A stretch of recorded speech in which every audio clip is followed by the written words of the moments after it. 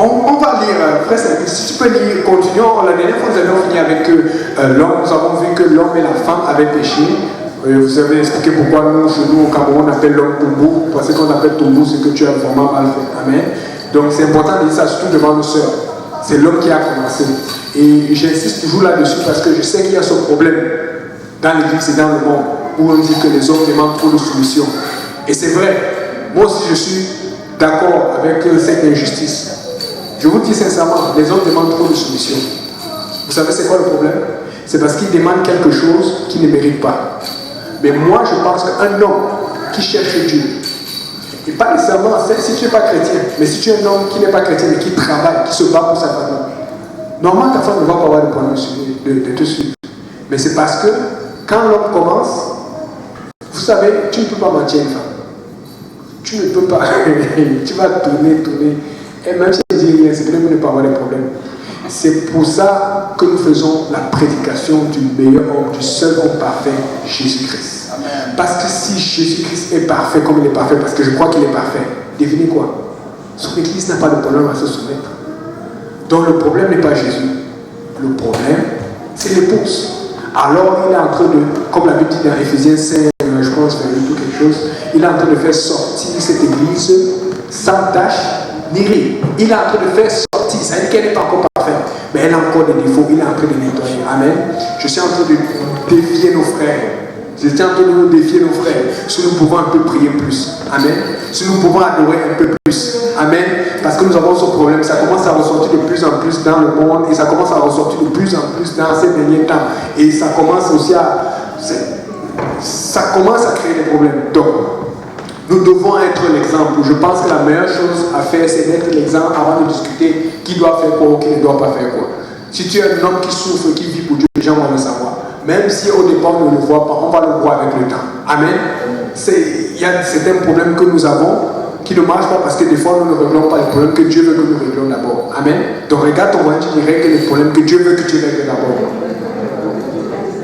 Et vous allez voir, c'est la même chose. Quand une femme se met à servir Dieu comme il faut, vous allez voir comment les enfants vont se souvenir. Des fois, l'enfant est trop têtu. L'enfant là, est-ce que toi-même tu n'es pas têtu avec Dieu? C'est la même chose. Si l'homme fait ce qu'il faut, la femme n'aura pas de problème. Si la maman fait aussi ce qu'il faut, les enfants n'auront pas de problème. Et je ne dis pas que c'est la femme qui s'occupe des enfants seule. Il y a l'homme aussi là-dessus.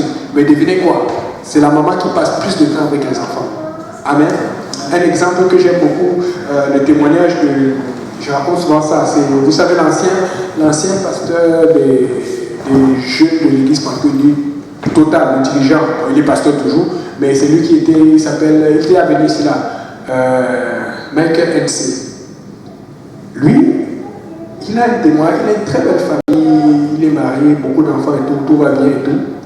Mais il raconte ceci, il dit quand elle était jeune, quand ils étaient petites, avec quel âge, il y a un mariage qui est arrivé et puis ils ont perdu leur papa. Et sa maman qui était déjà apostle, qui connaissait Dieu, devait s'occuper de lui et de son petit frère qui était encore bébé. Alors qu'il devait s'occuper de lui et son petit frère qui était encore bébé, elle avait toujours son appel. L'appel de Dieu n'est pas arrêté. Donc, elle a décidé. Vous savez, ce n'est pas tout le monde qui le fait, mais quelqu'un va toujours le faire. C'est pour ça que des fois, tu vas voir, tu as l'impression que c'est Dieu pour toi, parce que ce n'est pas tout le monde qui le fait, mais quelqu'un va le faire. C'est-à-dire que si Dieu m'appelle, je vais le faire. Elle a dit qu'elle va aller à l'école biblique. Les gens disent c'est la folie. Occupe-toi. Elle est partie à l'école biblique et a même fait s'occuper des enfants. Tu vas lui demander comment elle a fait. Tu ne sais pas. Mais je veux vous dire une chose qui m'a aidé dans le Seigneur. Ce qui m'a aidé à faire certaines choses dans le Seigneur, c'est à dire Seigneur, voici ce que je veux faire. Il faut que tu dises Seigneur, voici ce que je veux faire. Mais quand tu dis cela, les gens vont toujours te traiter de fou ou de folle. Et quand ils vont te traiter de fou ou de folle, Dieu va le faire pour montrer qu'à cause de lui, à cause de son nom. Et aujourd'hui, il te dit, si elle n'avait jamais été à cette école biblique, il n'aurait jamais maturé comme l'a maturé. Il est très utilisé par le Seigneur, sa famille. Et éventuellement, c'est même à l'école biblique qu'elle a rencontré son mari. Et son beau-père qui est pasteur, il était un merveilleux papa pour nous. Mais elle a souffert, elle a payé le prix. On ne va pas revenir sur Exode 4, là on voit Jochebed, la mère de Moïse, comment elle a souffert pour protéger son enfant. C'est juste un exemple. Des fois on se dit que ça ne fait pas de sens. Des fois on se dit que c'est trop dur. Mais est-ce que tu as parlé à Dieu pour qu'il te dise si tu es capable ou tu n'es pas capable? Est-ce que tu as demandé de l'aide à Dieu? En fait, quand Dieu nous demande quelque chose, c'est parce qu'il sait déjà que nous en sommes capables. Mais est-ce que tu veux? Ton problème n'est pas la capacité, ton problème c'est la volonté. Amen. Donc, frère Saint, s'il te plaît, lis Genèse 4, n'hésitez pas s'il y a des questions. Amen, parce que je sens qu'il pourra y avoir beaucoup de questions aujourd'hui. Lis Genèse 4, comme on avait réglé, l'homme avait été tombeau, et puis il avait mal fait, et puis finalement Dieu les a rachetés, et puis Dieu les a prouvés le pot d'animaux, et puis on devait commencer à Genèse 4. Genèse 4, on va regarder aussi le frère Benjamin en prière, parce qu'il est dehors, mais il me dit qu'il est étourdi. Vous savez, l'ennemi n'est pas content, mais on va continuer. Amen. Donc, c'est pas qu'il est parti, c'est juste qu'il ne se sent vraiment pas bien. Alléluia. Donc, on peut prier toujours pendant le service. Prions rapidement pour lui maintenant. Seigneur, nous prions pour que tu touches le frère Benjamin. Nous venons crier ton sang précieux. Nous venons vraiment étourdir cet esprit qui essaie de nous étourdir. Nous venons frapper cet esprit maléfique, cet esprit qui l'empêche depuis longtemps de venir à l'église. Et aujourd'hui qu'il est venu, l'esprit ne veut pas le laisser suivre cet enseignement. Nous allons nous tenir dans la poche. Cette église va grandir, cette église va aller de l'avant et nous allons crier ton Saint-Nom, ton nom précieux, ton nom glorieux. Au nom de Jésus, au nom de Jésus, au nom de Jésus. Que tout le monde dise au nom de Jésus. Amen. Mon frère, s'il te plaît, lis Genèse chapitre 4, verset 1 jusqu'à 8. Adam connut Ève, sa femme, elle conçut et elle enfanta Caïn, et elle dit: j'ai formé un homme à l'aide de l'Éternel. Elle enfanta encore son frère Abel. Abel fut berger et Caïn fut laboureur. Au bout de quelque temps, Caïn fit à l'Éternel une offrande des fruits de la terre. Et Abel, de son côté, en fit une des premiers-nés de son troupeau et de leur graisse. L'Éternel porta un regard favorable sur Abel et sur son offrande, mais il ne porta pas un regard favorable sur Caïn et sur son offrande. Caïn fut très irrité et son visage fut abattu. Et l'Éternel dit à Caïn: pourquoi es-tu irrité et pourquoi ton visage est-il abattu? Certainement, si tu agis bien, tu relèveras ton visage, et si tu agis mal, le péché se couche à la porte et ses désirs se portent vers toi. Mais toi, domine sur lui. Cependant, Caïn adressa la parole à son frère Abel, mais comme ils étaient dans les champs, Caïn se jeta sur son frère Abel et le tua. Ok. Donc, la question qu'on pose souvent, beaucoup de gens connaissent déjà la réponse, mais je vais avancer la vite dessus, c'est pourquoi Dieu a refusé le sacrifice de Caïn et pourquoi il a accepté le sacrifice d'Abel. Comment on vous l'explique? La réponse est simple. Dans le sacrifice de Caïn, il n'y avait pas de sang. Dans le sacrifice d'Abel, il y avait du sang. La Bible dit, le salaire du péché, c'est la mort. Sans effusion de sang, il n'y a pas de péché. Il n'y a pas pardon de péché. Amen. Donc, ce qui se passe, c'est que lorsque tu es né, ou lorsque Adam et Ève Adam a été créé par Dieu en premier, Dieu a dit, le jour où tu en mangeras, tu mourras. C'est-à-dire que le jour où il a mangé du fruit, normalement il devait mourir. Amen. Mais Dieu, dans sa grâce, Dieu ne l'a pas fait mourir sur place. Mais il a commencé à dépérir. Et c'est pour ça que moi, je crois personnellement, vous pouvez me dire si vous autrement dans la Bible ou comment. Moi, je pense que l'âge d'Adam, comme on dit qu'il a 930 ans, moi, je pense que son âge a commencé le jour où il a mangé le fruit. Parce que quel âge il avait quand Dieu l'a créé? Combien de temps il est resté dans le monde? On ne va pas dire que c'est le premier jour que Dieu l'a créé, qu'il y avait tellement de fruits, il a eu le temps de goûter à tout. Et peut-être le diable a attendu qu'il ait goûté à tout pour peut-être tenter autre chose avec la femme, pour dire, il y a autre chose que tu n'as pas goûté. Tu vois un peu. Donc, fait que combien de temps il a passé? Ça, c'est difficile. Mais c'est juste une spéculation. On n'avait pas dit que la Bible a dit. C'est juste ce que moi, je pense. Moi, je pense que quand on dit tu mourras, son âge a commencé vraiment quand il a mangé le fruit. Parce qu'il était supposé être éternel. S'il ne mangeait pas, il n'allait jamais mourir. Amen. Bon. C'est mon hypothèse. Donc, là, maintenant, lorsqu'on revient alors, moi, ce qui m'intéresse aujourd'hui, c'est la valeur des deux offrandes. Pourquoi Caïn voulait à tout prix celle-là? Et pourquoi Abel voulait à tout prix celle-là? La première chose que je vois, c'est qu'ils ont eu l'influence de leurs parents. Rappelez-vous, lorsque Adam et Ève ont péché, Qu'est-ce que Adam et Ève ont fait? Ils ont pris des feuilles de figuier, appelez-vous l'illustration. Des feuilles, la plantation, la culture. Mais Dieu, qu'est-ce qu'il a fait pour les protéger, pour les pardonner? Qu'est-ce qu'il a fait? Il a tué des animaux, puisqu'on dit qu'il a fait des robes, il a fait des robes, des peaux. Quand on fait des robes, tu ne peux pas prendre la peau d'animal, sauf dans les dessins animés où tu vois les gens enlèvent les animaux, la peau, et puis ils font ça. Non, dans la réalité. Dans la réalité, si tu enlèves la peau d'un animal, il va mourir. Faites attention à la fiction. Donc, maintenant, alors que Dieu a fait cela, sûrement, les enfants grandissant, les parents vont leur apprendre parce que, écoute, tu commences par faire les crêpes. Je voyais ma mère, ma cousine fait souvent les crêpes. C'est comme ça que j'ai aimé les crêpes au Cameroun. Et j'ai voulu reproduire ça ici. C'était d'abord difficile, surtout quand je suis arrivé ici. On m'apprenait à cuisiner au pays, mais je ne voulais rien savoir. Je me dis, je vais me débrouiller. On dit, tu vas aller au Canada, tu vas faire comment? Quand je suis arrivé ici, là, j'ai vu que le McDo et tout ça, ça coûtait cher et que mon argent de poche allait finir. Là, j'ai dit, il faut que j'apprenne. J'ai essayé de me rappeler. Les crêpes étaient salées, trop sucrées, bizarres. C'était parfois comme les patates là, c'est mais c'était pas ma première nourriture de subsistance parce que je n'avais pas le temps. Quand je faisais avec l'huile, des fois, la fumée partait. Un jour, j'appelle ma mère au pays. Je dis, maman, je sors d'abord du sujet, je parle un peu de truc là. J'ai tout fait pour tourner, pour qu'elle ne sache pas. Et puis à la fin, je dis, comment tu faisais encore telle nourriture là? Oh, mais tu peux mentir une femme. Je t'avais dit. J'ai tout fait pour parler de ce chose. Mais bon, c'est comme ça. Donc, la nourriture. Maintenant, alors, il faut comprendre quelque chose. Caïn, lorsqu'il est cultivateur, il pense d'abord à lui. Parce que c'est son ventre. La Bible dit que l'homme était végétarien. L'homme ne mangeait pas encore des animaux. C'est au temps de Noé, après le déluge, que Dieu a donné à l'ordre à l'homme de manger les animaux. Amen. Donc, fait que s'il a pris les végétaux, si au moins il a vu ce que son père et sa mère faisaient, il a dit, oh, ça c'est bon, moi je vais manger, pourquoi on n'a pas accepté? Mais la Bible dit qu'Abel, de son côté, il fit une offrande des premiers-nés de son troupeau. Donc il a pris quelque chose qui n'avait pas vraiment de valeur, dans le sens là où, oui, devant Dieu, ça a une valeur parce que tu le sacrifies pour Dieu. Mais qu'est-ce que tu allais manger là-dedans?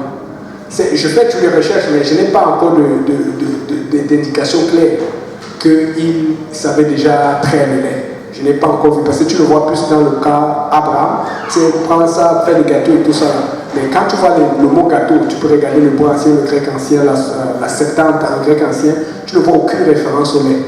Donc, quelqu'un peut me dire peut-être, mais moi je ne pense pas. Par exemple, il y a des gens qui discutaient sur l'existence des chameaux au temps d'Abraham, mais quand tu regardes certaines pierres cunéiformes qui existaient, tu vois qu'il y a des pierres où on faisait les chameaux. Et tu vois ces pierres cunéiformes, ça peut être trouvé nécessairement chez les Hébreux, ça peut être trouvé en Assyrie. Donc, fait que ce sont des pierres qui ont été écrites par des gens qui étaient non-juifs. Et donc, ces gens qui étaient non-juifs, en faisant référence à l'histoire d'Abraham ou de Hébert, des gens qui sont trouvent, ils sont en train de faire référence à des chameaux. Maintenant, quand tu regardes tout, c'est parce que j'ai des livres que je regarde souvent, que je visite, je compare là-dessus. Peut-être le lait existait déjà, peut-être ils savaient, peut-être ils ne savaient pas, mais je ne vois aucun qui peut me dire qu'ils étaient au courant de. Tu peux utiliser une vache ou une brebis pour traire le lait. Donc voici alors mon point. Puisque Abel a un animal, qu'est-ce qu'il fait avec l'animal alors que l'autre a des fruits? Parce qu'on est d'accord aujourd'hui que si tu es un animal, tu es une brebis ou si tu es une grange et que tu as beaucoup de troupeaux, tu es riche. Les fruits, c'est toujours bon, mais vous allez voir, les gens on peut faire manger le bacon que d'aller manger les brocolis. J'ai quelqu'un à mon travail, il a commencé, même mon boss, il a commencé à appeler monsieur brocoli. Ils ne savent pas qu'à un moment on aimait trop manger, mais quand tu commences à changer de nutrition, ils se disent que les gars sont normaux, parce qu'ils aiment les vrais steaks. Donc, là maintenant, je vais insister sur ce sacrifice. Qu'est-ce que Abel faisait avec des brebis si ça ne lui servait rien? C'était clair. La Bible dit que Abel fut berger et Caïn fut cultivateur. C'est-à-dire, ça montre de la carrière, ce qu'ils ont choisi de faire. Abel a choisi de faire une carrière qui allait lui permettre de facilement sacrifier à Dieu. comment il allait faire pour manger? Puisque la Bible dit qu'il mangeait de l'herbe. La seule chose qui lui était donnée gratuitement, c'était l'herbe verte. Mais s'il voulait des fruits, il fallait qu'il aille voir le cultivateur qui était son frère. Puisque Dieu avait maudit la terre et dont les fruits n'allaient plus pousser comme dans le jardin. Et le jardin était protégé par les anges. Donc tu ne pouvais pas rentrer pour chercher de bons fruits. Je suis sûr que quand Dieu a maudit la terre, je suis sûr qu'à l'intérieur du jardin, ça n'allait pas pousser c'est quand même le jardin que Dieu a créé. On s'entend. C'est aussi une hypothèse. On ne peut pas rentrer dans un débat là-dessus. Amen. Donc, là maintenant, il vient, il a une brebis. Et il donne, la Bible dit qu'il a des brebis, mais il donne le premier, c'est-à-dire que celui qui est bien, tout. La première portée. Et il offre ça à Dieu. Et on voit qu'il le fait vraiment Dieu. Donc voilà pourquoi la Bible dit, vous pouvez voir Genèse 4, verset 2 à 3, verset 2 à 4, la Bible dit que l'Éternel n'eut pas égard à l'offrande, à Caïn, ni à son offrande. Lire un peu ça quand c'est important. Parce que les gens pensent que Dieu regarde seulement le sacrifice. Non, Dieu regarde aussi l'attitude.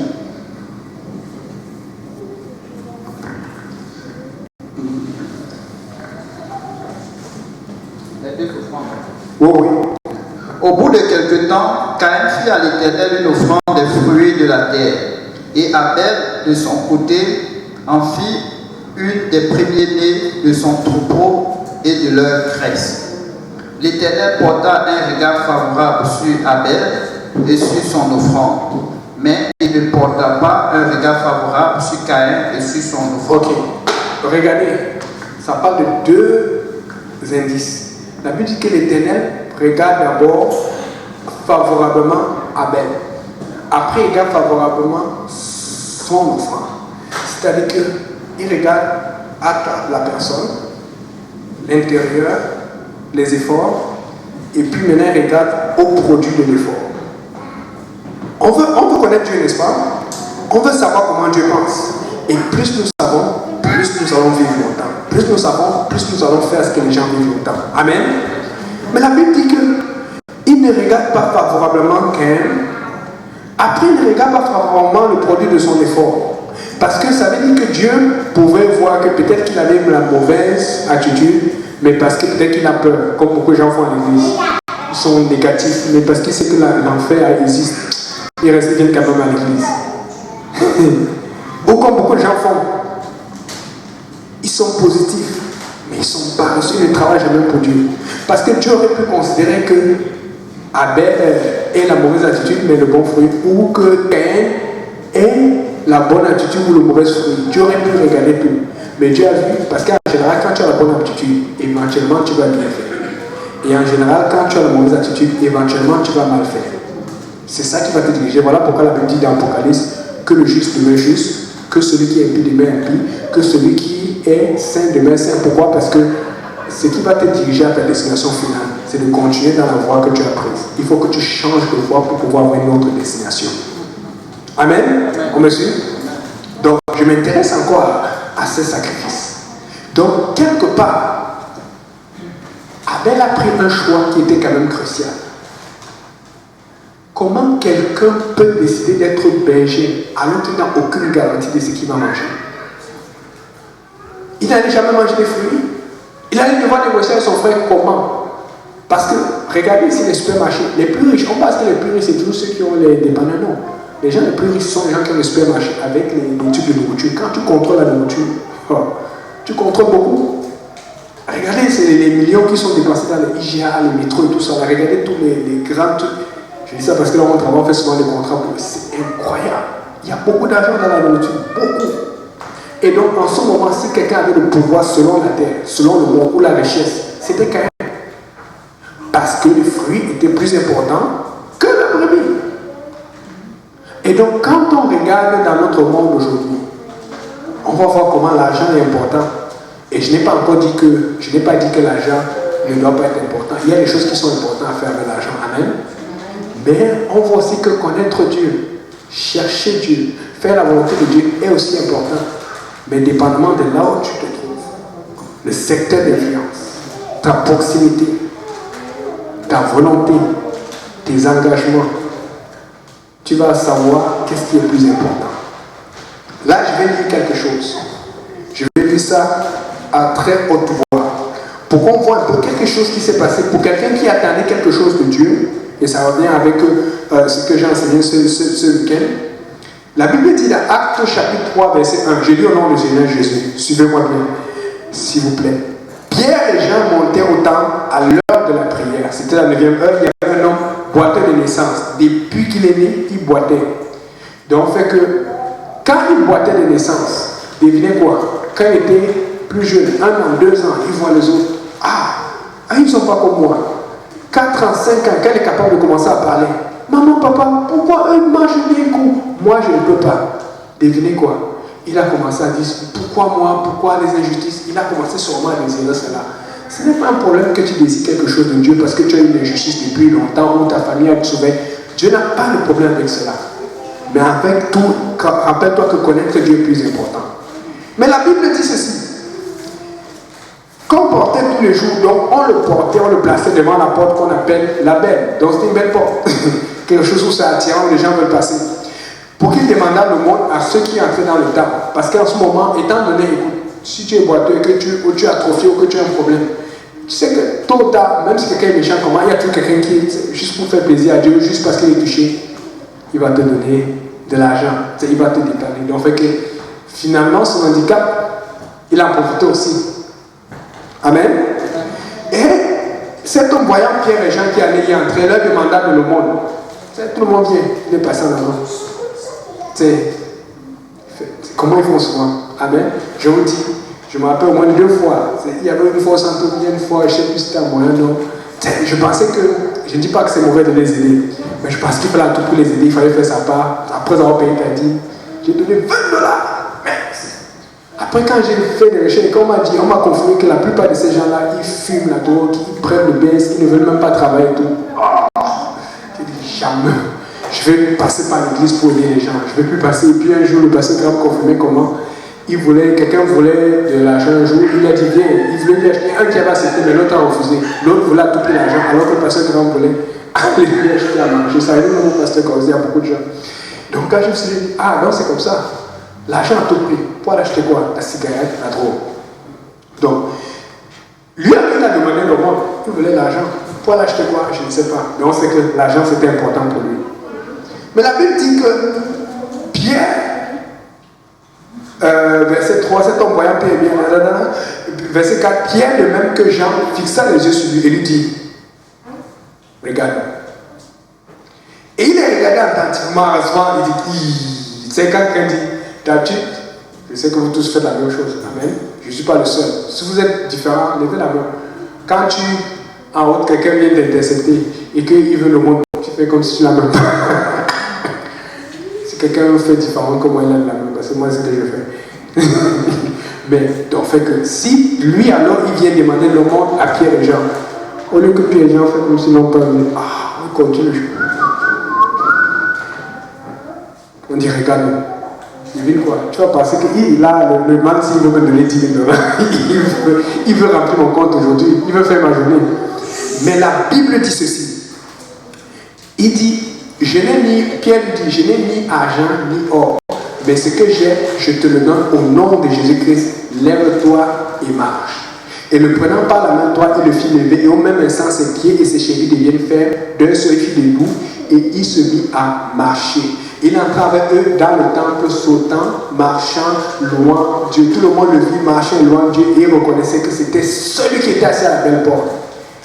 Il était venu pour demander le monde parce qu'il avait besoin de quelque chose. Parce qu'il pensait que c'est ça qui fait le monde. Pourtant, il avait un handicap. Un handicap qui a dû lui faire souffrir pendant sa jeunesse. Mais il avait mis l'handicap de côté. Et l'handicap était venu tellement de côté que maintenant, lui, il aimait l'argent. Même avec son handicap, il s'est dit, ok, si j'ai l'argent, ça va me suffire. Mais Dieu avait regardé son problème depuis. Dieu lui a donné quelque chose qui était plus important que l'argent. Dieu lui a donné la santé. Amen. Tu as aujourd'hui, tu as besoin de quelque chose. Mais est-ce que ce dont tu as besoin, c'est ce que Dieu veut pour toi? Parce que c'est ça la chrétienté. Tous les jours, tu dois te lever et te dire, Seigneur, il faut être honnête, parce que moi aussi, j'ai fait la même chose. Tu dois te remettre en question. Seigneur, j'aimerais ça, j'ai ce projet depuis là. Mais qu'est-ce que toi, tu veux pour moi? lorsqu'il avait cet argent, il avait une joie. Tu sais, peut-être le jour-là, un jour où ça marchait bien, quelqu'un devait donner l'équivalent de 100 $ aujourd'hui. Ou même quelqu'un qui a fait un truc et qu'il était trop content, il voulait faire une bonne action, et je vais lui donner l'équivalent de 1000 $. Il devait être content. Mais la Bible dit qu'il n'avait pas reçu d'argent. Il venait de recevoir la guérison. Devinez quoi? La façon dont il sautait et marchait. Je peux parier qu'il n'avait jamais sauté et marché, même qu'il avait reçu 1000 $ ou 10 000 $.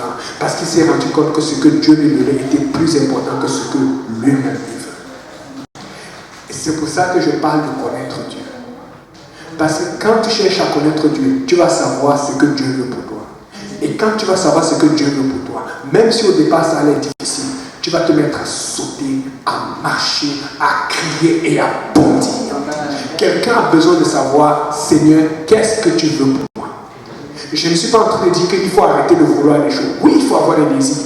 Mais probablement, nos désirs sont souvent ce qui nous freine. Parce que nos désirs vont dans une direction que peut-être Dieu n'est pas là. J'ai besoin de savoir, Seigneur, qu'est-ce que tu veux pour moi? Amen. La Bible dit ceci. Mon frère, est-ce que tu peux lire quand j'étais en train de méditer là-dessus, là, c'est des voix résonner dans mon esprit. C'est des fois quand tu pries, tu vois Dieu qui va te... C'est pour ça que Dieu parle à chacun de façon. Il ne va jamais te parler pareil à l'autre parce que tu vas commencer à identifier et puis tu dis non, Dieu m'a aussi parlé. Non, parce qu'il va te pousser à prier pour chercher sa voix. Mais il y a aussi des fois, il va te faire écouter des choses et tu peux savoir comment les gens pensent et ça t'attriste. Et puis j'entendais des voix pour dire ah, l'église là c'est quoi? Vous êtes trop dur. C'est trop compliqué. Qui peut accepter cela? Même si c'était vrai. C'est trop dur. Les gens vont parler au ciel avec ça. Il faut simplifier pour que. Et tu sens comment l'Esprit de Dieu est attristé. Tu sens. Tu as un moment, tu supposais être joyeux, mais tu deviens triste pour rien. Tu regardes et tu dis non, je n'ai pas de mauvaises nouvelles, je n'ai pas de truc. Mais tu sens la tristesse, la tristesse, la tristesse. Je ne sais pas, qui aimerait qu'on lui donne 10 000 $? Moi, j'aimerais ça. Ok. Mais regarde, si on te donne 10 000 $, tu vas faire quoi avec moi? Donne le 10. Moi, si on me donne 10 000 $, moi, je m'achète que des cochonneries. Voilà, c'est pas ce que Dieu veut pour toi. Les cochonneries. Attendez, chacun son tour. Chacun son tour. Mais regarde, tu vas faire quoi?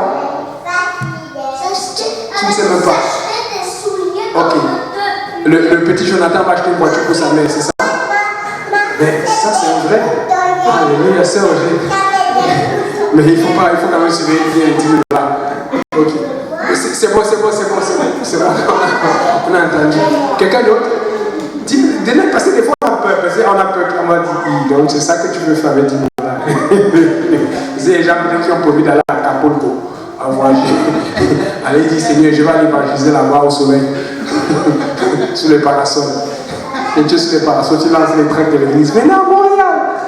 Tu tournes, le soleil te frappe sur l'autre côté. Venez à Montréal. Je ne sais pas, c'est juste. Donc, pense un peu. Si on te donne 10 000 $ maintenant, c'est juste petit, ça peut être plus, ça peut être moins. Qu'est-ce que tu vas faire avec? Est-ce qu'aujourd'hui tu as besoin de l'argent ou est-ce qu'aujourd'hui tu as besoin d'autre chose que Dieu veut pour toi? Pensons un peu à cela. Frère, est-ce que tu peux lire Hébreux 13, verset 5 à haute voix? Pendant ce temps, je vais chercher 1 Timothée 6, verset 10. Hébreux 13, verset 5.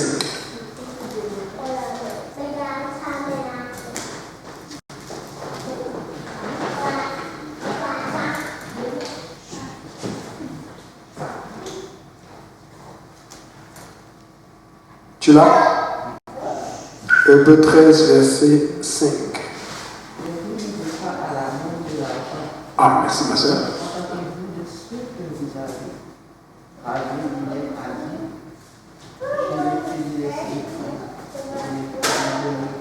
Amen. La soeur Christiane a trouvé. Ne vous livrez pas à l'amour de l'argent, contentez-vous de ce que Dieu te donne. Car Dieu a dit, je l'ai dit. La Bible dit, Dieu a dit. Quand on dit qu'il a dit, c'est quel que soit ton statut, où tu te trouves là maintenant, si tu es vivant, Dieu dit, je ne te laisserai pas, je ne t'abandonnerai pas. C'est-à-dire que si tu es vivant et que ton compte est dans les moins, Dieu ne va pas te laisser. Si tu es vivant et que ton compte est dans les plus, Dieu ne va pas te laisser. Tu sais pourquoi? Je me suis rendu compte que plus même ton compte est dans les plus. Je vous dis personnellement, ce qui me sont arrivé quand j'avais cherché la direction de Dieu. Quand j'étais béni financièrement, j'avais plus de problèmes de trouver ce que je dois faire que quand je n'avais pas d'argent. Parce que quand je n'ai pas d'argent et que l'argent rentre, je sais connaître, j'identifie directement une dette que je dois régler. Mais quand j'ai beaucoup d'argent, si tu ne pries pas, tu es fini. Parce que tu vas utiliser et puis finalement tu vas perdre beaucoup d'argent sur une petite période. Qu'est-ce que j'ai fait? Après tu essaies autre chose. Si tu ne pries pas, tu vas te perdre comme pas possible. Je trouve que c'est encore plus dangereux quand tu es un enfant de Dieu. Pour eux dans le monde, ils savent ce qu'ils vont faire avec. Mais quand tu es un enfant de Dieu, c'est plus dangereux quand tu es béni que quand tu n'es pas béni. Et c'est ce que certains prédicateurs disent. Beaucoup de gens qui sont venus du Liban ou d'ailleurs, qui viennent souvent ici, là, quand ils prêchent, surtout quand ils vont aux États-Unis, des fois, je me rappelle, on avait prié, on a dit qu'il faut qu'on prie pour ceux qui sont bien de son pays parce qu'il y a beaucoup de difficultés financières, il y a beaucoup de trucs et tout. Il dit non, s'il vous plaît, ne priez pas pour ça. Il dit non, il faut que nous on prie pour vous. Parce qu'il se demande, comment vous faites comment vous faites avec autant de richesses, d'abondance pour servir Dieu? J'ai quelqu'un qui a déjà vécu chez nous, on le connaît avec Simplice. Il est venu, ça fait longtemps, et à ce temps-là, on habitait encore, je pense avec le pasteur. Non, il était à Marie. Maintenant, ce qui se passe, c'est qu'un jour, il dit que, mais, vous êtes normaux. On dit comment? Il dit, mais vous êtes jeune. On dit oui, et quoi? Mais vous travaillez, vous tous, vous avez un bon travail. Il dit oui. Vous avez des voitures? Il dit oui. Il dit, c'est que nous, chez nous, en Afrique, là, quand tu as ça là, tu vas faire la fête, tu vas gâter le coup. Ils ne comprenaient pas comment des jeunes apostoliques, des jeunes, mais nous savons, c'est parce que nous avons Jésus. Amen. Amen. Donc, la Bible dit l'amour de l'argent, c'est un problème. Et j'ai dit maintenant 1 Timothée 6, verset 10, car l'amour de l'argent est une racine de tous les maux. Ce n'est pas l'argent qui est le problème, c'est l'amour de l'argent. Mais devinez quoi? Qu'est-ce qu'on vous demande d'avoir tout le temps? L'amour de Dieu. Comment tu peux dire que tu as l'amour de Dieu et tu as l'amour de l'argent? Parce que quelque part, Caïn avait l'amour de l'argent. Peut-être que ce n'était pas argent parce qu'il n'y avait pas encore de pièces réelles, mais il avait l'amour des biens. Il avait l'amour pour d'abord ce qui allait réjouir son ventre. L'amour pour lui. Et la Bible dit que c'est une racine de bien et maux. Et quelques-uns, en étant possédés, se sont égarés loin de la foi et se sont jetés eux-mêmes dans bien des tourments. Se sont égarés de la foi. Je suis en train de te dire que si tu ne gères pas bien l'argent que Dieu te donne dans ta vie, ça va t'égarer de la foi. Parce que Dieu te donne cela, oui, pour te bénir, mais aussi pour bénir son Église. Voilà pourquoi personnellement, je ne veux pas vous raconter les détails, mais j'ai des engagements avec Dieu.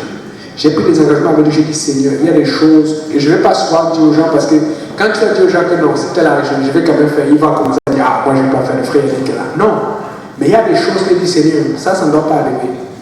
Parce que tu m'as béni. Je vous promets, ça c'est un truc qui m'a beaucoup béni avec le Seigneur. Depuis que j'ai fait cet engagement, ça fait plusieurs années, je n'ai jamais manqué le mot. Quand le problème s'est agrandi, Dieu a agrandi la bénédiction. À chaque fois que j'ai eu besoin de régler une situation très importante, Dieu n'a jamais, je dis, même pas qu'il m'a fait attendre, il n'a jamais failli.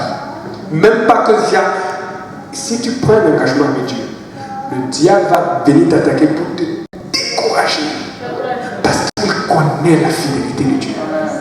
Le Seigneur veut seulement regarder, t'observer. Il aime ça, t'observer. Regardez. Il observe encore, il va encore. Peut-être le diable va réussir. Il va attendre un peu pour voir si tu vas lâcher. Parce qu'il connaît son nom. Parce qu'il connaît sa bénédiction. Mais est-ce que toi, tu le connais? C'est pour ça que tu as besoin de te battre pour le connaître tous les jours. Parce que si tu connais Dieu, tu vas devenir comme Abraham. Quand il est parti sacrifier Isaac, tu dis non, Dieu ne peut pas me lâcher. Amen. Regarde ton dit, tu as besoin de connaître Dieu. Alléluia. Et donc, l'important qui est guéri, là il se rend compte que moi je voulais quelque chose, mais tout ce que j'ai voulu toute ma vie, ce n'était pas ça qu'il fallait. Mais devenez quoi? Il s'est mis à adorer, à louer Dieu et à servir Dieu. Et il réalise, est-ce que c'est possible que si j'étais né comme les autres, je serais en enfer avec les autres qui ont eu tout leur membres, toute leur santé? Est-ce que tu sais qu'il y a des gens que c'est même plutôt ça le problème? C'est parce qu'ils vont bien ou c'est parce que tout va bien dans leur vie? Je vous promets, si tout allait bien dans ma vie, je ne serais pas devant vous aujourd'hui. C'est parce que les choses ont chauffé. C'est parce que j'ai dit, je vais me concentrer pour avoir ça, ça allait à l'envers. Je me suis concentré pour avoir ça, ça allait à l'envers. Et quand j'ai pris le temps de me réaliser, j'ai dit, est-ce qu'il y a même un Dieu là? Et c'est là où Dieu a commencé à attirer mon attention. Le pasteur Kaozi a tellement bien prêché sur ça hier qu'elle a parlé de Isaac et Jacob qui fuyait son frère Esaü. C'est dans la fuite qu'il a pu être rencontré par Dieu. Dieu voulait le rencontrer depuis. Mais c'est quand il y a eu des problèmes avec son attitude, avec ce qu'il voulait tout le temps. Il désirait le droit de naissance. Mais est-ce que c'est ça que Dieu désirait pour lui? Dieu voulait la force ou l'autorité spirituelle dans sa vie. Et quand on regarde ceci, on se rend compte que on veut avoir Dieu avec nous. Amen. Toujours ici, je vais lire Genèse chapitre 30. Genèse chapitre 30 dit ceci. Lorsque Rachel, toujours Rachel que Jacob convoitait parce qu'il voulait faire d'elle sa femme, mais Jacob n'avait pas changé. Dieu voulait quelque chose d'autre pour lui. Rachel vit qu'elle ne donnait point d'enfant à Jacob, elle portant envie à sa soeur et elle dit à Jacob, donne-moi sa femme ou je meurs. La colère de Jacob s'enflamma contre Rachel et dit, suis-je à la place de Dieu qui t'empêche d'être féconde? C'est-à-dire que Jacob savait ça depuis. Et le problème de Rachel, c'est qu'elle devait aller chercher Dieu. Mais elle voulait compter sur son mari. Sur qui est-ce que tu comptes en ce moment? Des fois, tu dis je compte sur Dieu. Est-ce que tu comptes vraiment sur Dieu? Parce que, vous savez, au départ, tout allait bien sur Rachel. Rachel, tu allais voir Rachel, tu allais te dire non. Ça, c'est la femme que tout le monde va avoir. La Bible dit qu'elle était grande de taille, belle de figure. La Bible dit ceci.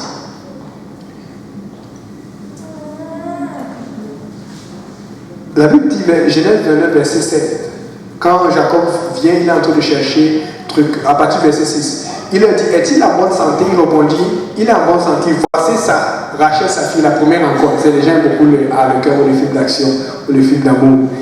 Il voit Rachel. Tu vois les petits flèches de Cupidon partout qui sautent.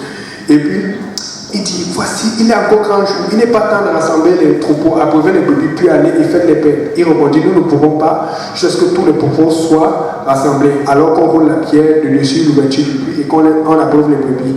Alors il leur parlait encore sur Rachel avec le troupeau de son père, car elle était bergère. D'abord, elle avait une aura qui impressionnait. Comment ça, elle est bergère? La Bible dit, vous vous rappelez quand Jacob veut fuir Laban, il veut ce truc. La Bible dit que les fils de Laban deviennent jaloux de Jacob. Parce que le troupeau est devenu plus grand que le troupeau de leur père. Ça suppose que Laban avait des fils qui étaient capables de s'occuper de son troupeau. Mais pourquoi il a envoyé sa fille? Elle était belle, elle était grande, et quand on la voyait, tout le monde voulait, on va la laisser passer. C'était la fille du coin. Quand elle passait là, c'est pour ça que sûrement Jacob devait l'appeler Rachou. Rachou, elle est dans le coin. Quand tu mets un mot là, il devait être terrifié quand il la voyait. Et le problème, c'est que quand on était terrifié quand on la voyait et qu'elle impressionnait par sa grandeur, tu vois une femme avec des brebis, des moutons qui sont dus. Elle est là, c'est impressionnant. C'est le même l'équivalent, je peux dire, si aujourd'hui tu vas passer dans l'Égypte, ils font ça exprès, tu vois les vitrines, et puis les femmes sont à dehors. Et tu vois une femme avec, tu vois les veines ici là. Bon, le cinéma a dérivé de ça, mais ils font ça exprès. Et tu es là, là.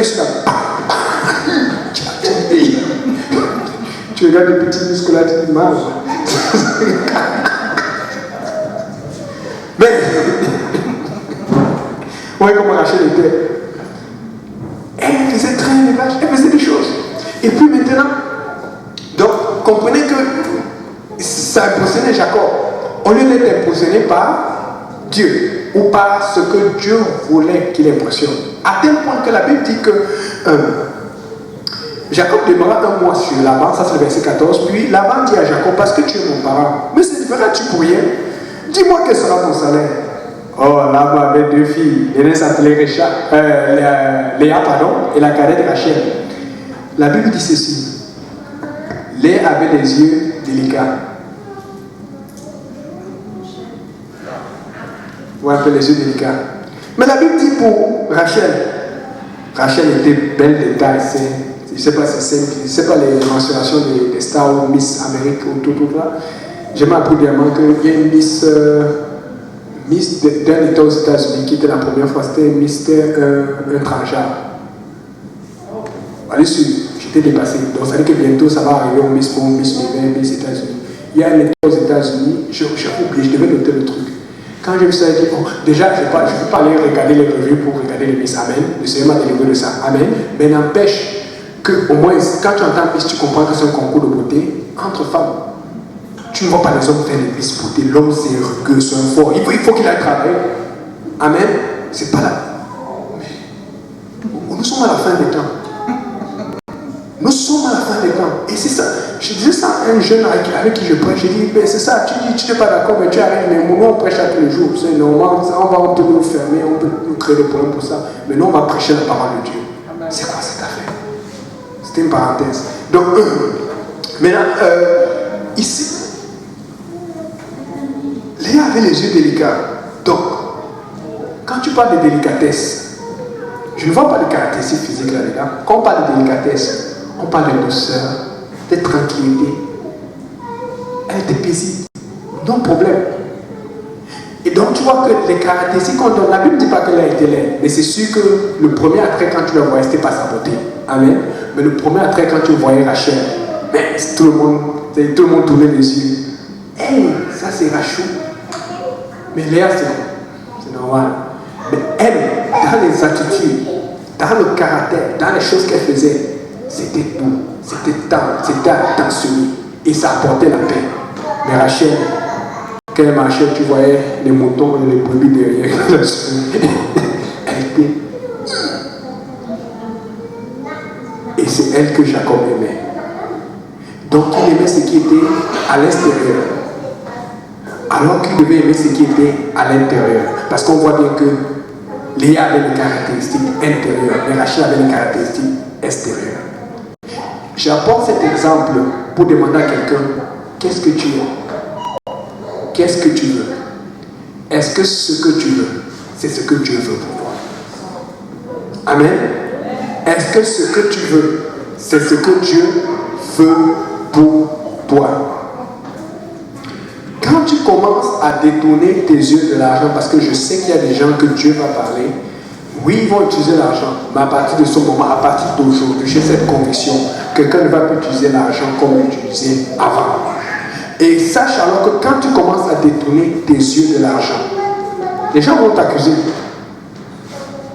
Et frère Saint, est-ce que tu peux lire Acte 25, verset 5? Ça c'est Paul qui commençait à prêcher, il est devenu un problème. Il était prêché contre la postérité, il prêchait contre les pharisiens, les juifs et tout. Et maintenant, on commençait, vous pouvez voir partout. Les gars étaient fâchés. 25, verset 5, s'il te plaît. Que les principaux d'entre vous descendent avec moi, dit-il, et s'il y a quelque chose de coupable en cet homme qui l'accuse. Amen. Et donc, je ne suis pas allé regarder son mot accusé. Et j'ai découvert quelque chose. C'est toujours comme ça le Seigneur. Tu regardes autre chose et tu découvres autre chose. Amen. En grec, le Nouveau Testament, là où c'est écrit, le mot accusé s'écrit comme ceci. C'est écrit catégorie. Ça vient du mot grec catégoria, qui veut dire accusation ou qui veut dire catégorie.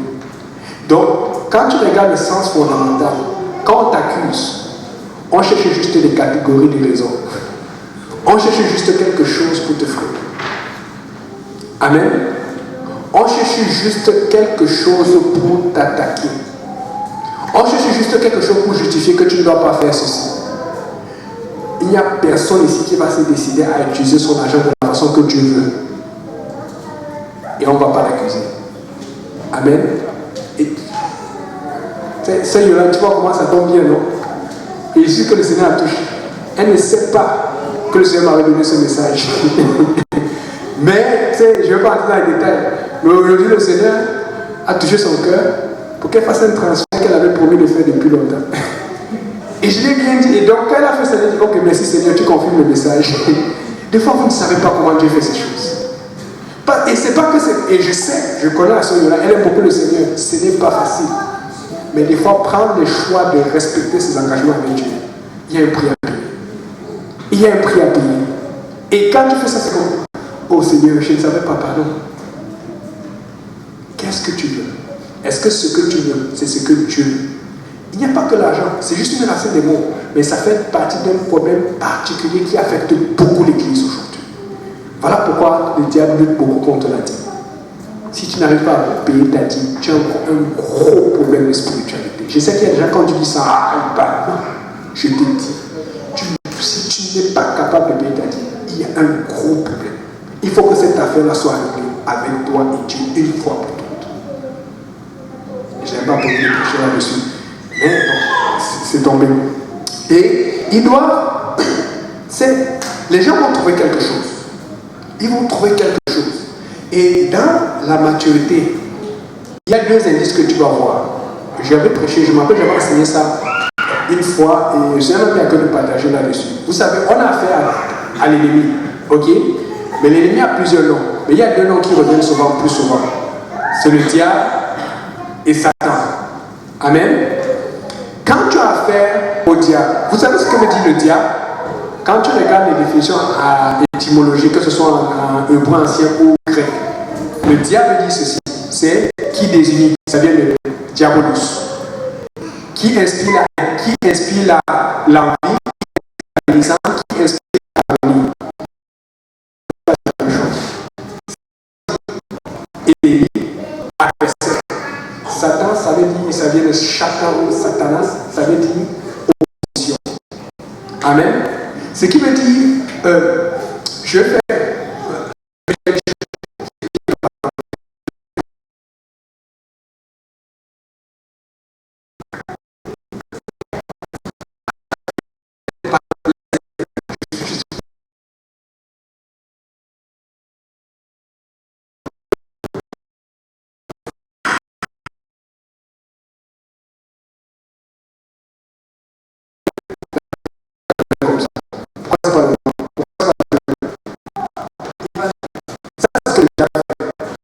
Et il va regarder, il va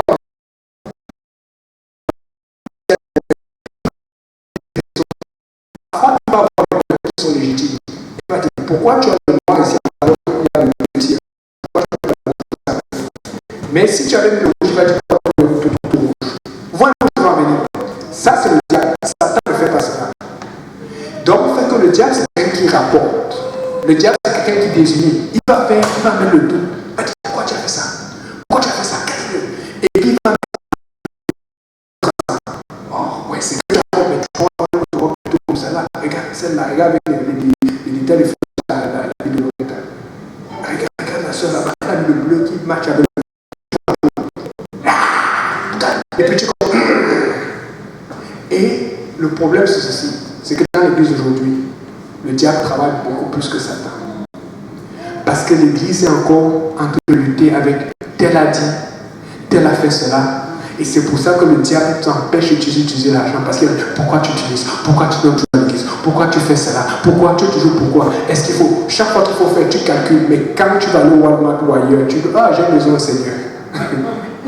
Écoute, Dieu ne veut pas ton argent, il veut ton cœur. Mais des fois, pour avoir ton cœur, il va passer par ce que tu as attaché avec. Et vous savez quoi maintenant? Quand le diable a déjà essayé tout cela, et qu'il a vu que, mes gars, toi, il fait tout, tu passes ma nanti au robot, il fait tout, tu dis, ok, va, moi je suis là. Tu fais tout, toi tu es le Seigneur, toi tu n'es pas le premier, n'est-ce pas? Tu es sûr? Ok. Mais regarde, c'est ce qui se passe.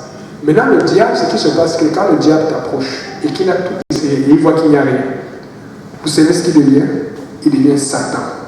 Quand le diable devient Satan, là, il ne va plus venir discuter.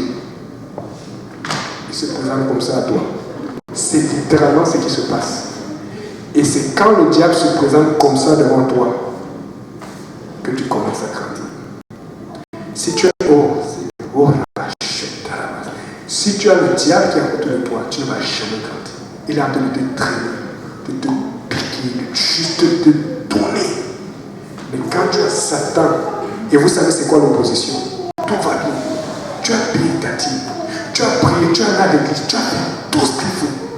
Mais un faux problème vient. Tu dis, mais c'est quoi ça, Seigneur? J'ai fait tout ce qu'il fallait. Comme Job, tu as tout fait ce qu'il fallait. C'est parce que là, Satan a pris le contrôle. Il a dit, ok, tu as dit que tu aimes Dieu. Tu as fait tout ce qu'il fallait.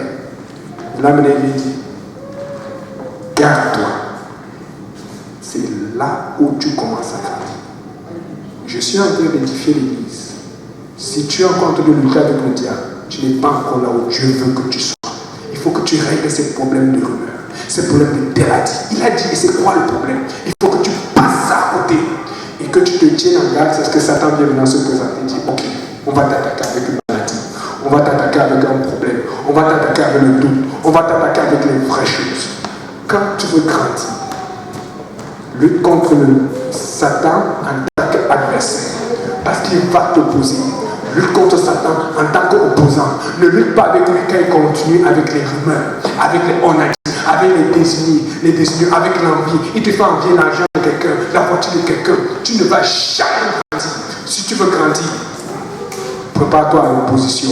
C'est là où tu vas avancer vers le Seigneur. Amen. Tu vas aller dans son esprit. Alléluia.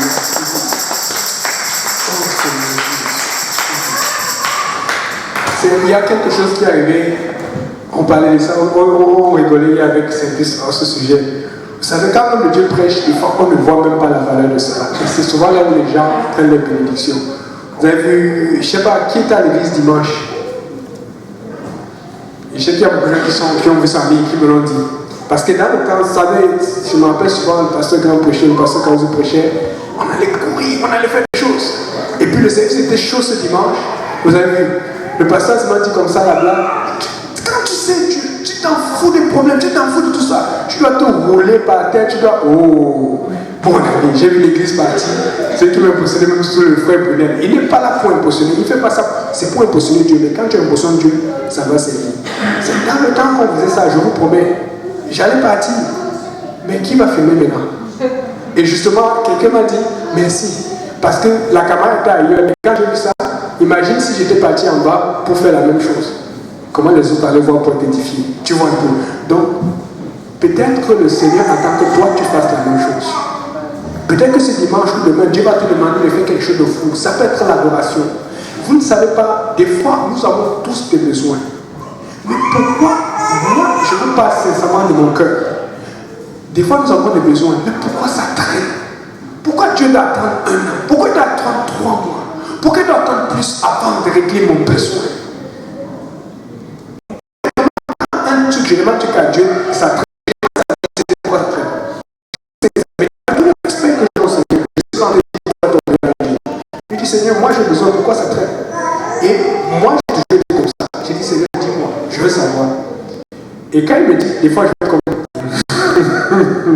ok, je vois. Et maintenant ce que je lui dis, Seigneur, donne-moi un plan, parce que tant que c'est que je peux faire ça maintenant, montre-moi comment je vais y arriver. Des fois on ne veut pas demander au Seigneur parce qu'on a peur de ce qu'il va dire. Ce qu'il faut savoir, c'est que quand tu demandes à Dieu, il va te donner la connaissance, même si elle est difficile à obtenir, même si elle est difficile, ça prend beaucoup de sacrifices. C'est toi qui vas te bénir. Chaque fois que Dieu te délivre d'une situation qui répond à ta prière, rappelle-toi, tu vas être en train de sauter comme celui qui était handicapé. Tu vas avoir autant de joie que lui, il a la joie. Même si au départ tu souffres, c'est à ça que tu dois penser.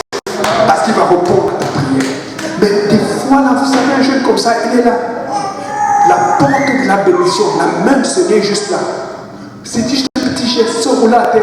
Des fois, ce sont des petites choses qui sont à nous. Mais le diable a mis toute une légion de démons pour que tu ne fasses pas ce qui est simple. Comme Naaman le Syrien, qui devait juste aller dans l'eau pour se faire baptiser. Pour Jean m'a dit, les gens, tu vas pas aujourd'hui, juste en train de journée. Mais il ne voulait pas faire, c'est ce qu'on lui parle.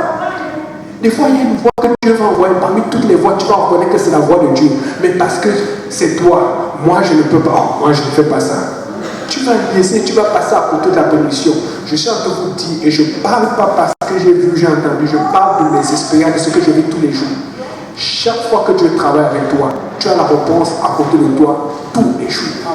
Abraham allait à la montagne, Dieu avait déjà prévu de faire venir cette brebis au-dessus de la montagne. Commence à te lever. Je ne sais pas si c'est le jeûne, la prière, je ne sais pas ce que c'est quoi, mais commence à marcher pour aller là. Je vous dis, ça va être difficile parce que même pour moi, ça a été difficile. Mais quand tu es en direction de Dieu, Dieu met la bénédiction dans ta direction. Nous sommes en train de niaiser, de traîner. Nous demandons pourquoi la bénédiction attend, mais c'est parce que nous niaisons et nous traînons. La soif de jeûne, on a des jeunes qui ont soif. On a des jeunes qui ont soif en ce moment. Et vous savez, ça m'encourage beaucoup parce que je vous ai dit les pensées le Seigneur me faisait entendre des gens qui critiquent l'église, qui critiquent le pasteur, qui sont amers. Et tu as mal parce que tu as la réponse. Mais au lieu de regarder à Dieu, il se laisse avoir par le diable. Ils sont là, mais pourquoi tel grandit? C'est parce que l'autre, quand tu luttais avec Satan, tu vois, tu penses que c'est parce qu'il a fait quelque chose. Non, il y a des gens qui n'ont rien fait à l'église, mais ils ont des problèmes. Il y a beaucoup de gens. Mais toi, tu t'identifies aux autres, alors que toi, tu es encore avec le diable. Tu n'as aucune opposition. Tu es encore parce que tu es encore dans les racontards et les choses. Tu ne grandis pas. Et donc, je racontais hier. Moi, je l'ai passé. Souvent, on va faire des études de Saturne, on va faire des études sur Zoom ou un autre jour. Il est toujours en retard. Ou il n'est jamais là. Ou il est occupé. Mais c'est quand on se voit maintenant, ou qu'on a une activité, ou qu'on joue au tennis. Et là, on est en train de jouer, et c'est quelqu'un qui est plus fort que moi au tennis. Donc, fait que pour le battre, je vais utiliser mon expérience et mes tactiques. Et je dois être très concentré. Mais c'est quand je suis très concentré parce que je ne le bats pas souvent, mais je le bats souvent. Mais il me bat plus. Mais c'est quand je suis vraiment concentré qu'il va commencer à me shooter les questions. Oh! Et la Bible avait dit ça. Et puis hier, on est tombé sur le Saint-Esprit. Il y avait beaucoup de questions. Et c'est là où le Seigneur peut dire que maintenant, voilà, toi tu veux te concentrer sur le match. Il faut que tu laisses le match et tu réponds aux questions. J'ai dit, ok, je réponds un peu, après je... Et puis tu dis, mais quand on fait l'étude, tu dis toujours, après tu es en retard, après il y a un truc qui fait rapport, on reporte et tout. Mais quand il est là, il ne veut pas te lâcher. Or, on a un programme, tu dois aller prier, tu dois faire cela. Et il est aussi tard. Bon, une chance que bon, j'ai rencontré son papa et sa maman, on le connaît déjà, donc fait que ils savent quand il est tard, là il était, je crois, on a fini à 23h, et puis ils savent là où il est, donc c'est pas un problème. Mais je ne sais pas, pour une raison, il ne voulait pas me lâcher. Tu pars déjà? Tu sais, quand tu pars, c'est parce que déjà, il est tard. Tu ne peux pas passer avec un petit dehors dans un quartier riche, et tu es noir avec un jeune de 15 ans. Tu sais, il n'y a pas de problème, c'est pasteur, mais vous savez, tu as la perception des gens. Mais, les questions. Et après, je me rends compte que ça me reconforte. Et je me rappelle la tristesse que je ressentais. Vous savez, il y a des gens qui peuvent être tristes et qui peuvent être amenés autour de vous, mais Dieu est en train de travailler. Dieu est en train de travailler. Vous n'avez pas idée maintenant. Vous savez ce qui est arrivé? 15 minutes plus tard, alors que j'essayais de partir, là maintenant la police arrive. Voilà. Ce que je dis, vous faites quoi là? Mais c'est comme raison, ça c'est une raison qu'ils ont donnée. Ils disent qu'on nous a dit qu'il y avait une Volkswagen qui a raté un stop. Donc lui-même, il dit non, on est là depuis longtemps. C'est vrai qu'on avait une taux et tout, et que non, j'ai pas bougé la voiture et tout. Et c'était un mauvais signal. Peut-être c'est quelqu'un qui a fait ça par jalousie. Il y a toute l'opposition. Ou peut-être c'était vrai, je ne sais pas. Mais toujours est-il que maintenant, lui voulait s'énerver parce que lui, ce sont les jeunes qui n'ont pas peur. Lui veut suivre avec des questions. Maintenant, c'est toi qui es obligé de le calmer. Mon frère, tu te fâches ici, là, si maintenant on nous emporte l'ennemi. C'est pas que j'ai peur, c'est juste que, écoute, l'ennemi est de façon qu'il peut juste te faire un coup foiré, juste pour gâter ta soirée, puis tu as des choses à faire après. Donc tu ne veux pas, tu veux juste ne pas avoir de problème avec les gens. Tu vois un peu. Finalement, les choses s'est arrangées. Mais quand je regarde l'heure, mais minuit moins. Parce que là, il fallait répondre à ces questions. Et je suis piégé parce que récemment, quand j'ai vu son père, parce que je vois son père, je vous connais, c'est toi, je parle, c'est toi, et tout. Là maintenant, il dit non, il sait que je suis avec toi. Et là, je ne pourrais pas dire, vous comprenez un peu. Et il a soif. Je peux vous dire pourquoi je raconte cela. Je suis en train de dire que si vous regardez autour de vous, ou dans l'église, ou vous allez à n'importe quelle église, vous allez voir beaucoup de choses qui peuvent vous attirer ou qui peuvent vous décourager. Mais si vous regardez bien, vous allez voir beaucoup de choses qui vont vous encourager. Qu'est-ce que tu veux regarder? Qu'est-ce que tu veux? Est-ce que tu veux ce que Dieu veut pour toi? Ou est-ce que tu regardes là où Dieu veut que tu regardes? Le diable travaille présentement dans l'église et il ne va pas arrêter. Il va travailler, il va faire des choses qui vont... C'est des fois tu vois ce qu'il fait dans l'église, ou des choses qui arrivent, ou des gens qui photographent, ou des choses qui se passent, ou des échecs, ou des gens qui perdent des parents et tout. Ça te fait mal, tu te dis, Seigneur, pourquoi ça arrive? Et si tu ne fais pas attention, tu vas devenir amer. Mais si tu ne fais pas attention, ça va t'affecter aussi encore plus que tu le penses. Je suis en train de dire à quelqu'un, il y a une mauvaise nouvelle, regarde là où il y a des bonnes nouvelles. Parce que Dieu a envie de travailler autant que l'ennemi travaille. L'ennemi travaille parfois dans l'église pour que vous voyez, pour que ça vous décourage son travail. Pour que tu dis pourquoi ça s'est arrivé, qu'est-ce qui s'est arrivé. Moi j'ai dit, Satan, tu peux faire ce que tu veux. Moi j'ai un engagement avec Dieu. Il faut que tu prennes des engagements avec Dieu. Quand tu t'engages avec Dieu, quel que soit ce qui t'arrive, tu vas de l'avant. Quel que soit ce qui se passe, tu vas de l'avant. Je suis en train d'encourager quelqu'un à aller de l'avant. Amen. Je suis en train d'encourager quelqu'un à aller de l'avant. Pour terminer, la Bible dit que Caïn, la Bible dit, le Seigneur a dit à Caïn, pourquoi ton visage est-il abattu? Si tu agis bien, quand il dit si tu agis bien, Dieu lui dit si tu fais ce qui est bien. Caïn savait ce qui était bien. Puisqu'il a vu qu'on a accepté l'offrande de son frère. Et il a vu qu'on a refusé son offrande. Il savait que son frère est berger. Il a choisi un travail, il a choisi une carrière qui allait lui permettre de servir Dieu facilement. Il y a des gens qui choisissent des carrières. C'est comme j'ai entendu les gens dire, mais si je suis chrétien, est-ce que je peux être barman? Tu es chrétien, tu vas servir l'alcool dans les... Tu comprends Dieu? Qu'est-ce que tu veux? Des fois, là, mieux vaut rester dans le chômage, attendre à ce que Dieu te donne un bon travail, que de te compromettre après et puis ne plus savoir comment t'expliquer, parce qu'après, ça te donne des cicatrices. Et c'est ce qu'Abel a fait. Et quand il a servi Dieu, ça paraissait bien, et puis il était honoré, et puis l'autre venait devenu jaloux. Souvent, les gens à l'église, même dans notre église, deviennent jaloux, alors que l'autre a fait le choix. Il a écouté le conseil du frère, ou le pasteur depuis longtemps, il a fait bien. Maintenant, il est en train de revoir les résultats, et toi, tu es jalouse ou tu es jaloux. Ce n'est pas bien. Tu es encore en train de lutter avec Diabolos. Tu es encore derrière. Il faut qu'à un moment tu commences à dire Seigneur, je veux ma part de bénédiction. À partir d'aujourd'hui, ça ne va pas être facile, mais je vais t'écouter, je vais obéir, je vais m'avancer, je vais avoir. Et puis plus tard, je ne le souhaite pas, mais plus tard, quelqu'un va aussi voir que j'ai ma bénédiction, il sera jalouse, ou elle sera jaloux, il sera jaloux. C'est son problème. Et moi, je veux ma part. Amen. Commence aujourd'hui. Amen. Et puis la Bible dit que Caïn a regardé, et la preuve que Caïn pouvait faire, la Bible dit qu'il approcha son frère et il parla à son frère. C'est-à-dire qu'il est venu, c'est la même façon d'avoir ton ennemi, c'est d'être son ami. Il est venu là parler, oh, je vais te dire quelque chose. Et la petite, comme c'est dans le champ, Caïn était cultivateur. Abel était berger, il n'était pas dans la grange. C'est-à-dire qu'il a pu parler à son frère parce que son frère est venu chez lui. Le champ, il connaissait le champ, il connaissait les courts-circuits, il connaissait comment diriger son frère. Donc, s'il a été capable de parler à son frère pour le faire venir dans un champ, il aurait été capable de parler à son frère pour avoir aussi une brebis, puisque son frère devait manger des légumes, mais s'il avait les légumes venant de Dieu, comment il faisait pour avoir les fruits, puisque c'est lui qui était cultivateur, son frère devait négocier avec Abel. Il avait le pouvoir de négociation et son frère avait bon cœur, on le voit son attitude. Abel n'a juste pas voulu, Caïn n'a juste pas voulu faire ce que Dieu voulait. Je ne veux pas que nous soyons des Caïn aujourd'hui. Je veux que nous soyons des Abel. Nous voulons ce que Dieu veut. Même si ça ne paraît pas bien au départ, éventuellement ça ressort toujours. La Bible dit que va chercher Dieu dans le lieu secret et il te récompensera ouvertement. Amen. Et puis la Bible dit que Caïn, quand tu commets déjà une faute et que tu refuses de te rattraper, puisque tu n'écoutes plus Dieu, il dit quoi? Tu vas écouter le diable. Vous savez, le diable ne va pas te faire savoir que tu l'écoutes directement. Il va te mettre beaucoup d'options autour de toi. Et quand tu as déjà décidé de désobéir à Dieu, la plupart des choses que tu vas faire, c'est la volonté de Satan. Mais il ne va pas te le montrer directement. Voilà pourquoi on vous dit, si ça prend l'humilité, si ça prend un pain, si tu vas perdre de l'argent en prenant une décision aujourd'hui, perds de l'argent aujourd'hui, perds quelque chose aujourd'hui, mais gagne Dieu dedans. Gagne Dieu dans 1 mois, dans 3 mois, dans 4 mois, mais prends cette décision maintenant.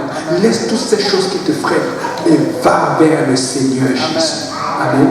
On va se lever, on va prier, on va dire Seigneur, donne-nous la force de ne pas faire non notre volonté, mais de faire ta volonté à toi. Oh Seigneur Jésus. Alléluia, ça marche. Et s'il y a quelqu'un qui veut faire la volonté de Dieu ici aujourd'hui, alléluia, prions Dieu. Seigneur Jésus, Papa, donne cette force. Répond de ton esprit, répand de ton amour et de ta puissance, avec une fission de ta volonté, Seigneur. Je ne sais pas que représente Caïn pour quelqu'un d'autre, que représente Abel, mais je prie pour que nous tous ici nous fassions le choix d'Abel, un choix de carrière, un choix d'attitude, un choix de sortie, un choix de nos habitudes, un choix dans nos sorties, un choix dans ce que nous faisons au quotidien, un choix qui représente ton nom, un choix qui représente le sang.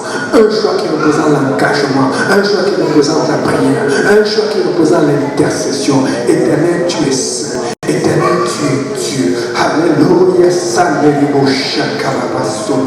Il y a quelqu'un qui a besoin de laisser le diable dire ce qu'il a dit. Il y a quelqu'un qui a besoin de laisser le diable raconter ce qu'il a raconté, mais qui a besoin de garder les yeux sur Jésus. Il y a quelqu'un qui a besoin de laisser les problèmes d'amour, les problèmes de jalousie, les problèmes d'identité. Il y a quelqu'un qui a besoin de laisser ses problèmes, mais de garder les yeux sur Jésus. Parce que Jésus est la vie, parce que Jésus est la gloire, parce que Jésus est la force, parce que Jésus est le succès, parce que Jésus est la réponse, parce que Jésus est la révélation, parce que Jésus est la réponse. Au nom de Jésus. Que tout le monde dise au nom de Jésus. Frère, s'il te plaît, prie pour le repas et pour bénir à la soirée, s'il te plaît. Seigneur, nous te louons, nous te bénissons, nous te rendons grâce encore, papa, pour ta parole que nous avons entendue, papa, pour cette éducation, Seigneur, nous te prions maintenant, Seigneur, papa, que tu bénisses la nourriture, tu bénisses les mains qui l'ont faite, Seigneur, et toutes les mains aussi qui prendront part, Seigneur, que nous puissions prendre avec action de grâce et simplicité du cœur, Seigneur, éternel Dieu tout-puissant, que dans cette fraternité de gloire, que le peuple de Dieu dise au nom de Jésus. Au nom de Jésus. Amen.